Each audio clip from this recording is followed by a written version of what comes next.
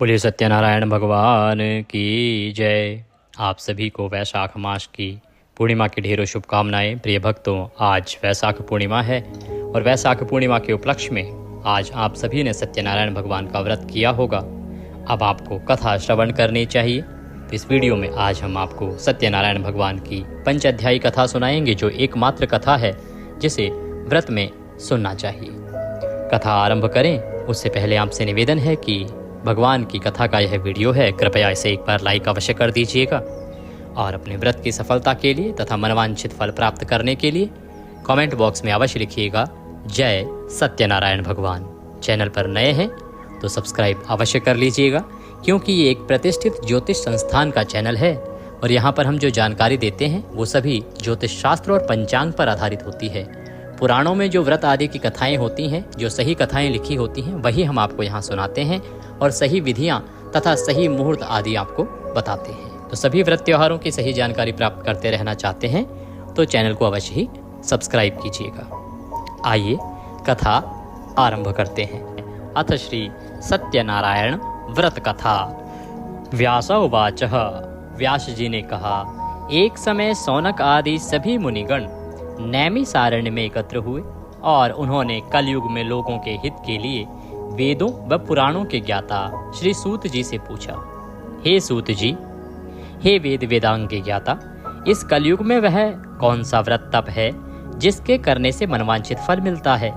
हे महामुने, कृपा करके हमें कलयुग में पापों से छुटकारा और धन धान्य देने वाला कोई उपाय बताएं।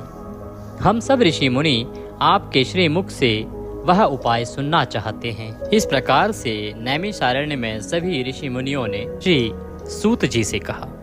श्री सूत जी बोले, हे मुनि श्रेष्ठ, तुम धन्य हो जिसने प्राणियों के हित के लिए इतना उत्तम प्रश्न किया है। एक बार ऐसा ही प्रश्न नारद जी ने भगवान कमलापति से किया था। भगवान कमलापति कौन? भगवान श्री हरि विष्णु से किया था और वही मैं अब आपको सुनाता हूँ कि क्या वह वृतांत था। और इस प्रकार प्रश्न जब नारद जी ने भगवान विष्णु से किया तो भगवान विष्णु ने क्या उत्तर दिया।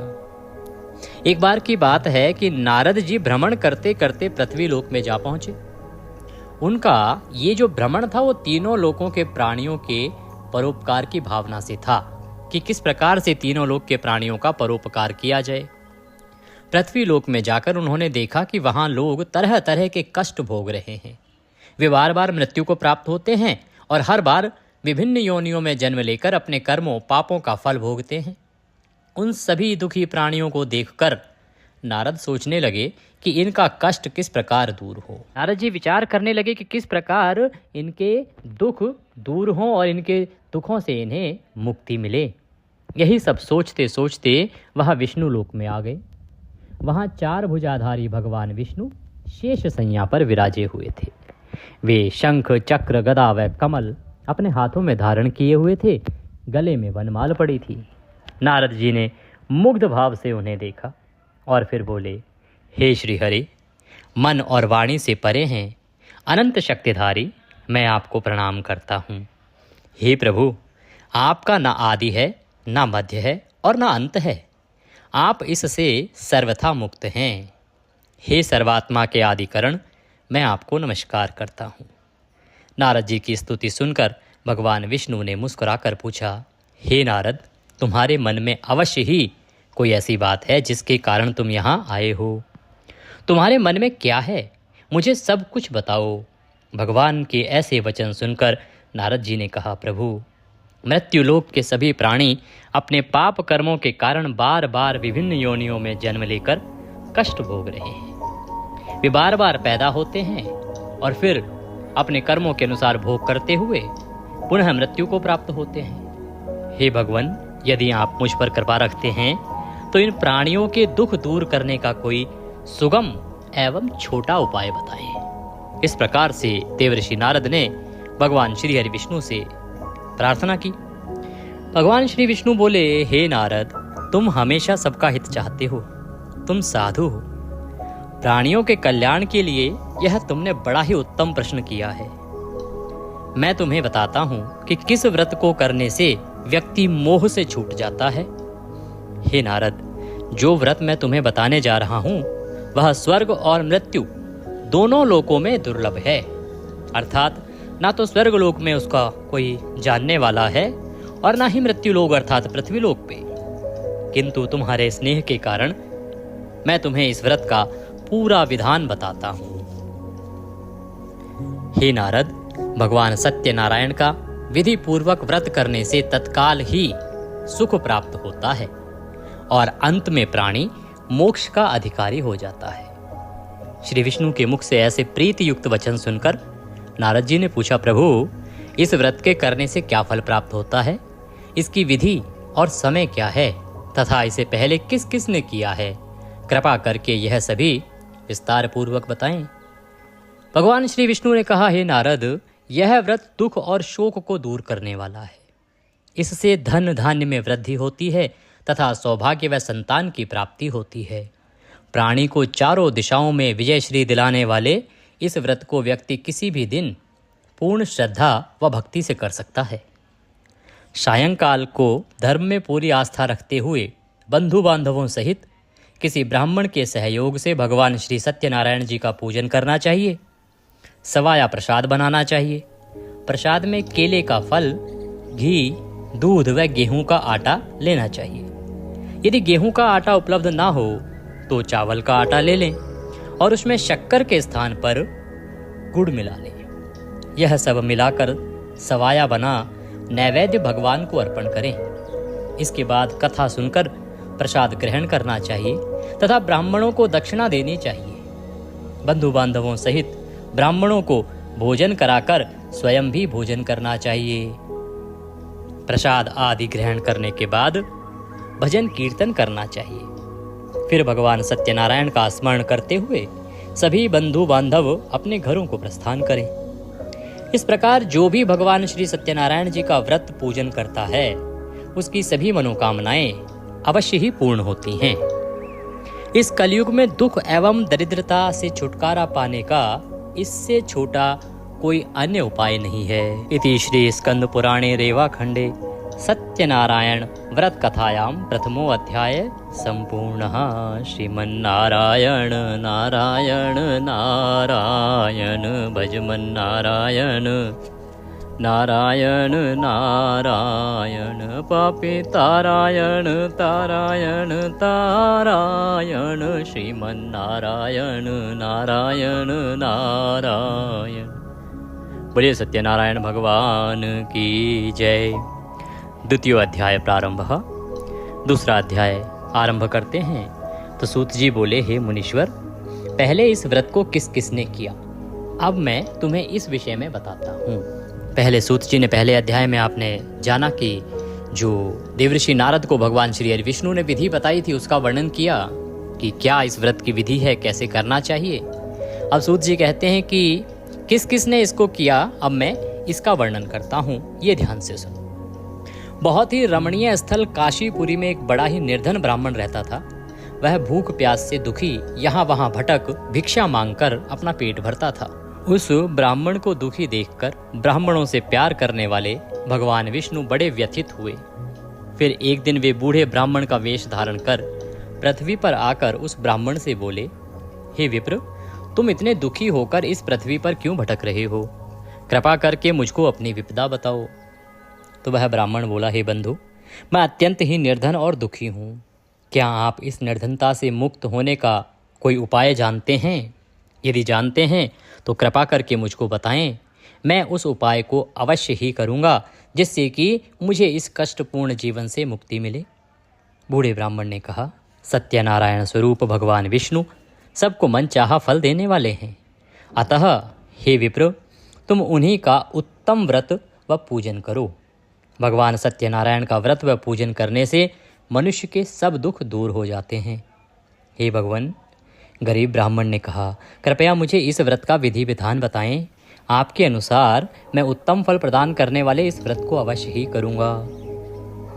बूढ़े ब्राह्मण वेशधारी भगवान विष्णु ने उस सत्यदेव भगवान के व्रत व पूजन का विधान बताया और अंतर ध्यान हो गए।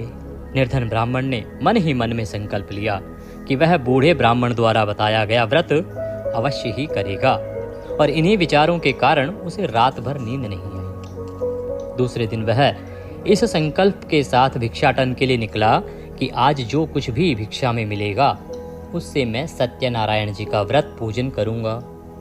उस दिन उसे भिक्षा में काफी द्रव्य प्राप्त हुआ। उसी से ब्राह्मण ने अपने बंधु बांधवों सहित श्री सत्यनारायण भगवान का व्रत किया। व्रत के प्रभाव और भगवान सत्यदेव की कृपा से वह संपत्तिवान हो गया। तब से उस ब्राह्मण ने प्रति माह व्रत रखना आरंभ कर दिया और अंत में सब पापों से मुक्त हो मोक्ष को प्राप्त हुआ। हे विप्रो, इस प्रकार पृथ्वी पर जो कोई भी श्रद्धा पूर्वक इस व्रत को करेगा उसके सभी दुख दूर होंगे। श्रीमन नारायण जी ने यही वचन नारद जी से कहे थे। अब आप लोग बताइए कि और क्या जानने की इच्छा है। तब ऋषिगणों ने पूछा, हे सूत जी, अब यह बताएं कि आगे चलकर ब्राह्मण के बाद किस किस ने इस व्रत को किया। यह जानने की हमारी प्रबल इच्छा है। सूत जी बोले, उस ब्राह्मण से सुनकर आगे यह व्रत किन किन लोगों ने किया यह भी ध्यानपूर्वक सुनो। वह ब्राह्मण धन धान्य से भरपूर होकर एक बार व्रत कर रहा था कि एक लकड़हारा वहां आ गया। लकड़ी का बोझ बाहर रखकर वह प्यास बुझाने के उद्देश्य से ब्राह्मण के घर में गया। वहां उसने ब्राह्मण को देखा जो अपने बंधु बांधवों सहित भगवान सत्यनारायण का व्रत और पूजन कर रहा था। वह सब देख लकड़हारे को बड़ी उत्सुकता हुई। उसने ब्राह्मण को प्रणाम किया और प्रणाम करके पूछा, हे प्रभु, हे ब्राह्मण देव, आप यह किसका पूजन कर रहे हैं और इस पूजन का क्या फल मिलता है? कृपा करके विस्तार पूर्वक मुझे बताएं। ब्राह्मण बोला, हे भाई लकड़हारे, यह हम भगवान सत्यनारायण का व्रत और पूजन कर रहे हैं। सत्यदेव भगवान का यह व्रत सभी मनोरथों को सिद्ध करने वाला और शुभ फलदायी है। उन्हीं की कृपा से मेरे घर में यह सब धन धान्य और सुख वैभव आया है। यह जानकर लकड़हारा बहुत प्रसन्न हुआ। वह प्रसाद ग्रहण करके तथा जल पीकर बाहर आया और अपना गट्ठर उठाकर लकड़ी बेचने के लिए शहर को चल दिया। रास्ते में चलते चलते उसने सोचा कि आज यह लकड़ियां बेचकर जो भी धन प्राप्त होगा उससे मैं भी भगवान सत्यनारायण का व्रत और पूजन करूंगा। यह संकल्प करके वह उस बस्ती की ओर चल दिया जहां नगर के सभी अमीर लोग रहते थे।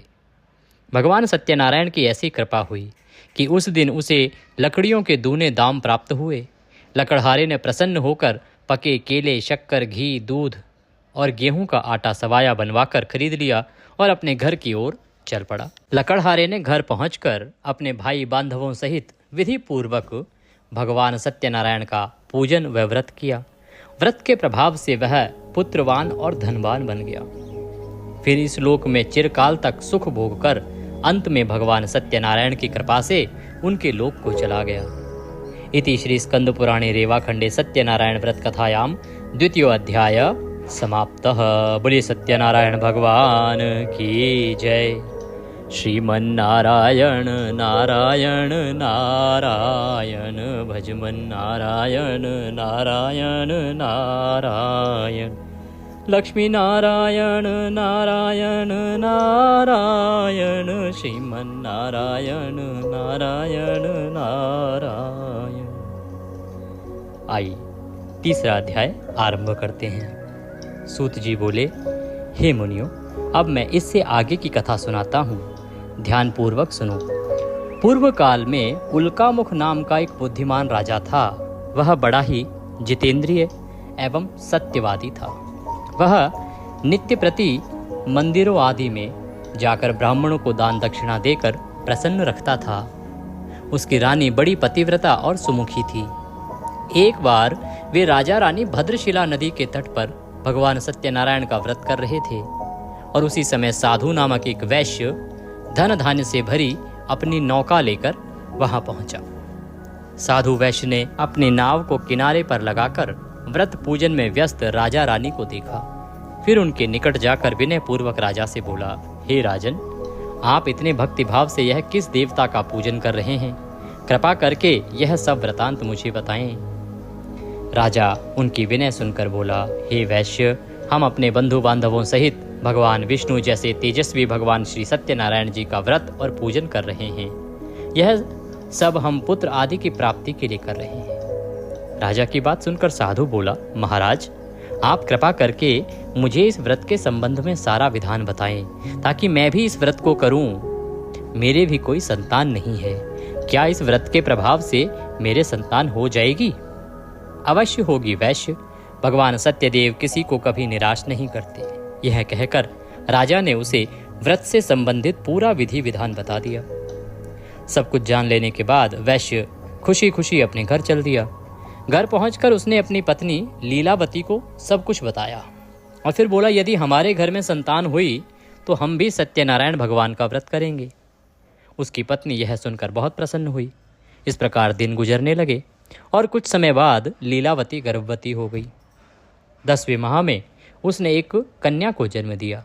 यह कन्या चंद्र की कला की भांति दिनों दिन बढ़ने लगी। इस कन्या का नाम कलावती रखा गया। एक दिन लीलावती ने अपने पति से कहा, स्वामी, आपने कहा था कि जब हमारे संतान उत्पन्न हो जाएगी तब आप भगवान सत्यनारायण का व्रत व पूजन करेंगे। अब आप अपने संकल्प के अनुसार यह कार्य क्यों नहीं करते हैं? अब आपको यह कार्य करना चाहिए, भगवान सत्यनारायण का व्रत करना चाहिए, पूजन करना चाहिए, क्योंकि हमें उन्होंने संतान दी है।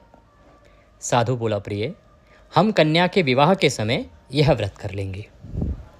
इसके बाद वैश्य पुनः अपने काम से दूसरे नगर को चला गया। इधर कन्या भगवान सत्यनारायण की कृपा से तेजी से बढ़ रही थी। एक दिन वैश्य ने अपनी पुत्री को सहेलियों के साथ विचरण करते देखा तो उसे सुधि आई कि कन्या सयानी हो गई है और अब इसका विवाह कर देना चाहिए।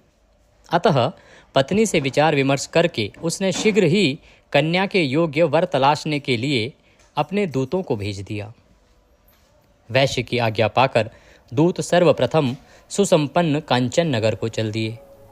कुछ दिनों बाद वे वहां से एक बड़े ही गुणवान और सुंदर वैश्य पुत्र को अपने साथ ले आए। साधु वैश्य ने अपने बंधु बांधवों सहित उसे देखा और वार्तालाप करके संतुष्ट हो गया। फिर कुछ दिन बाद उसने विधि पूर्वक अपनी कन्या का विवाह उसके साथ कर दिया। लेकिन दुर्भाग्यवश उस समय भी वह भगवान सत्यनारायण जी का व्रत और पूजन करना भूल गया। परिणाम स्वरूप सत्यनारायण भगवान रुष्ट हो गए। इस प्रकार कुछ समय बीत गया। अब वैश्य ने सोचा कि व्यापार के लिए चलना चाहिए। अपने कार्य के प्रति वह सदा ही सचेत रहता था। अतः अपने जामाता को लेकर वह व्यापार के लिए चल दिया। इस बार वह समुद्र के समीप रत्न सागर नामक सुंदर और संपन्न नगर को गया। वहां जाकर वह अपने जामाता के साथ व्यापार में व्यस्त हो गया। इस सुंदर और संपन्न नगर में राजा चंद्रकेतु का राज्य था।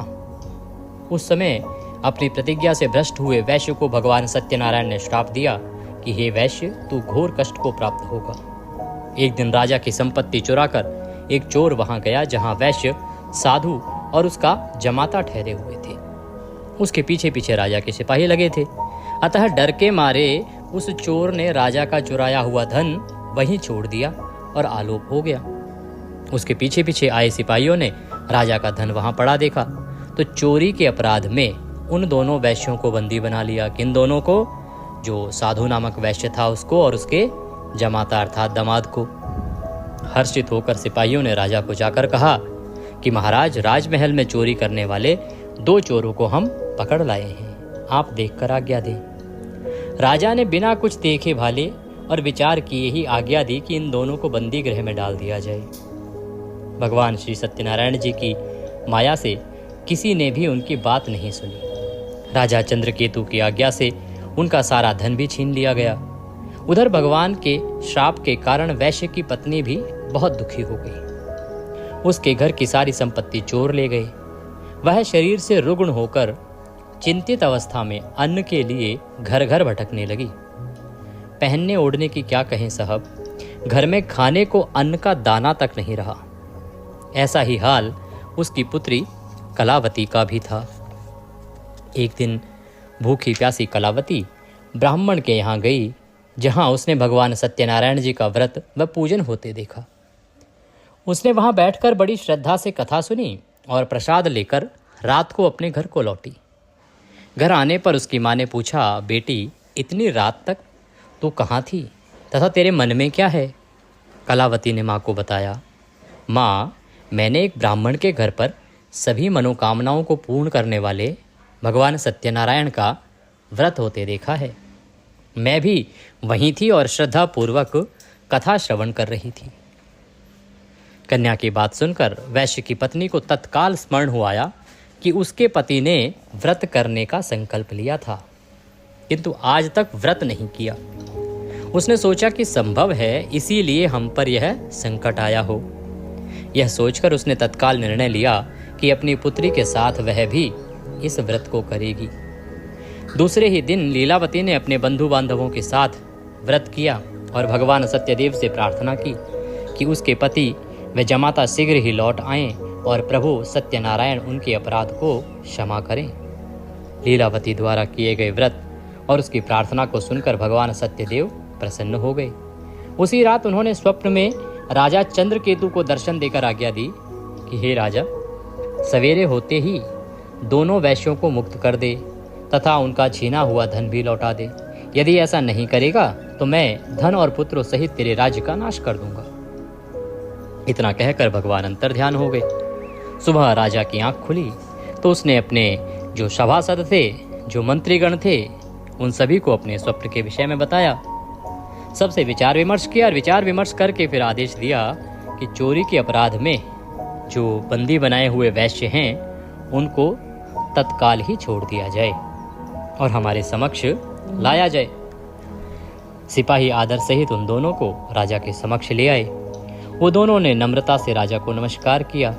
वे डर रहे थे कि राजा न जाने अब क्या आज्ञा दे दे, लेकिन उन्हें देखकर बड़ा ही आदर भाव से राजा ने कहा, भगवान ने आपको कष्ट दिया है, किंतु अब डरने की कोई बात नहीं है। यह कहकर राजा ने बेड़ियां कटवाकर उनकी हजामत वगैरह बनवाई और गहनों वस्त्रों से उन्हें अलंकृत कर उनकी प्रशंसा की। उनका जो धन छीना था उससे दोगुना धन देकर उन्हें विदा किया। दोनों ने राजा को प्रणाम किया तथा धन लेकर खुशी खुशी अपने घर को चल दिए। इति श्री स्कंद पुराणे रेवाखंडे सत्यनारायण व्रत कथायां तृतीयो अध्यायः संपूर्णः।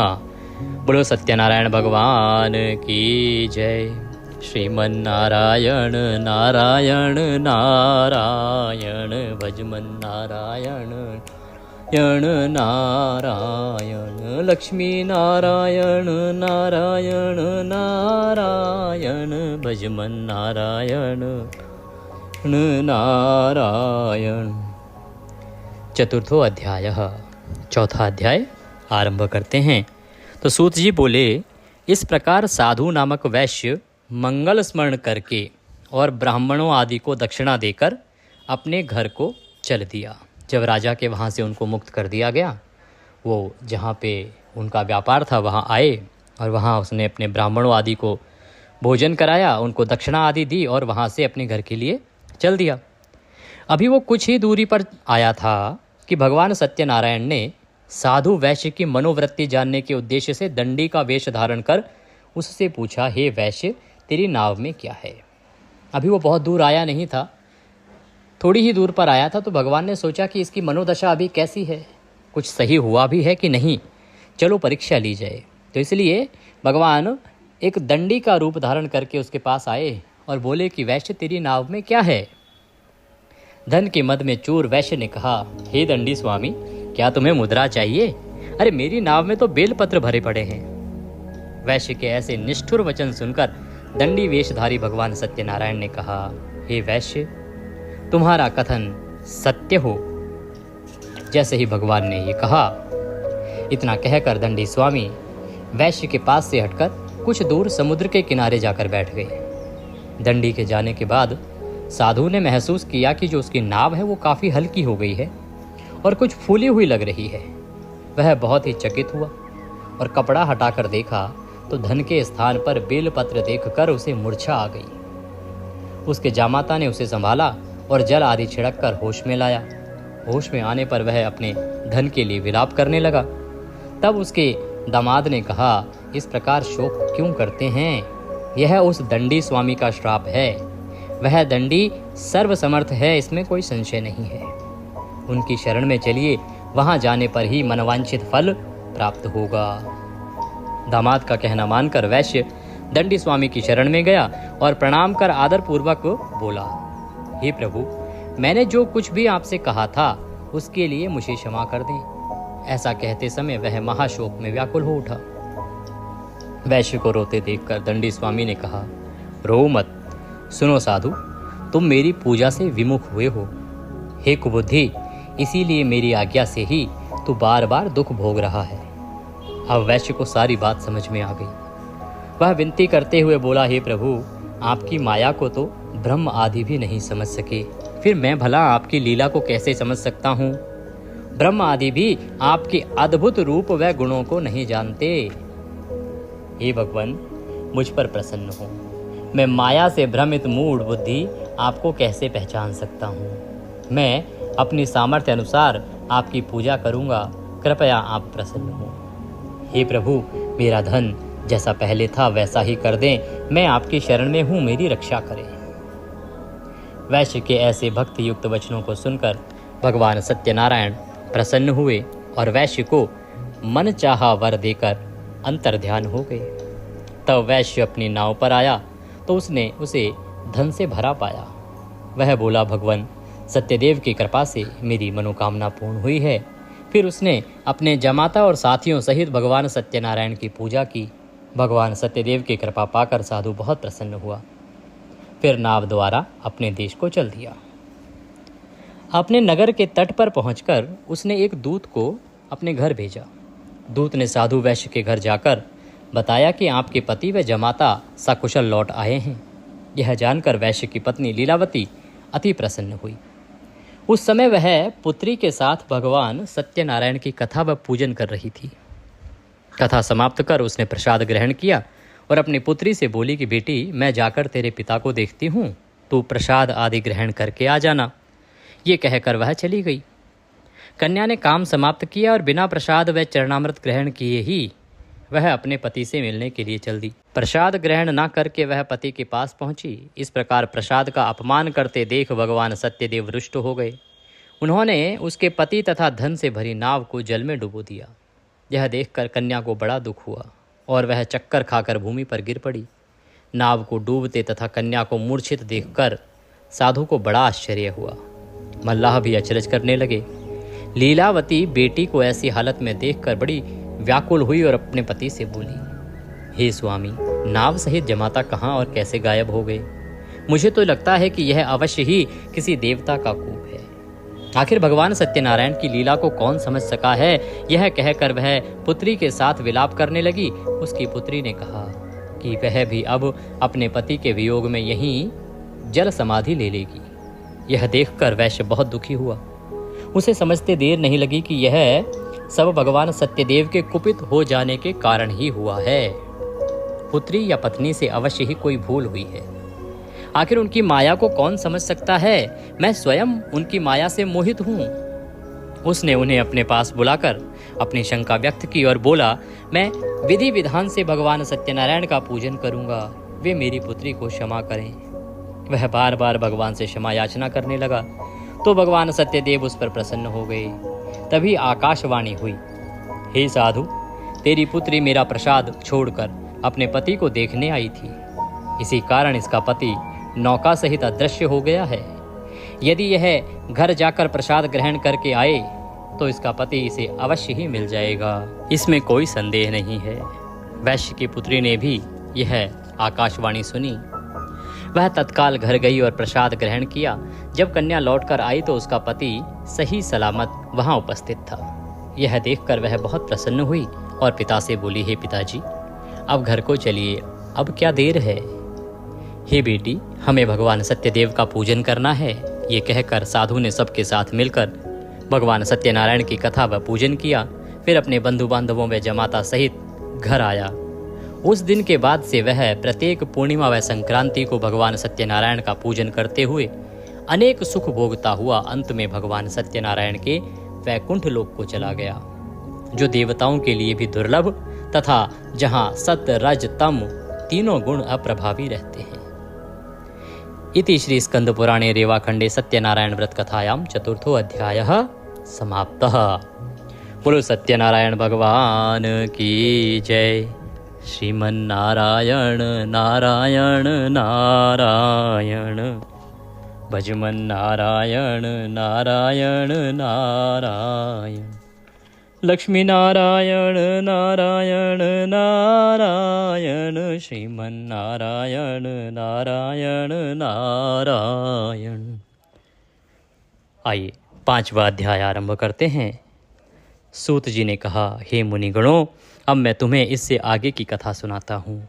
तुंगध्वज नामक एक राजा था जो अपनी प्रजा का संतान की भांति पालन करता था, किंतु भगवान सत्यनारायण का प्रसाद ना लेने से उसे बहुत कष्ट उठाने पड़े। एक दिन राजा शिकार खेलने के लिए वन में गया, जहां उसने बहुत से जीवों का शिकार किया। वहीं एक वट वृक्ष के नीचे उसने कुछ ग्वालों को भगवान सत्यनारायण का पूजन करते हुए देखा, किंतु गर्व के कारण वह ना तो पूजन स्थल तक गया और ना ही भगवान को प्रणाम किया। फिर भी ग्वालवाल प्रसाद लेकर राजा के पास गए। प्रसाद राजा के समीप रखकर वे पूजन स्थल को लौट गए। राजा ने प्रसाद की ओर देखा भी नहीं, जिसके कारण उसे बड़ा ही दुख भोगना पड़ा। उसके 100 पुत्र, धन धान्य व राज्य सभी कुछ नष्ट हो गए। अतः राजा वहीं पहुंचा जहां भगवान सत्यदेव का पूजन हो रहा था। वहां जाकर राजा ने अपने जो ग्वालवाल थे उनके संग में भगवान सत्यनारायण का पूजन किया और क्षमा याचना की। इससे भगवान सत्यनारायण प्रसन्न हो गए। उनकी कृपा से उसे पुत्र आदि सब कुछ पुनः प्राप्त हो गया।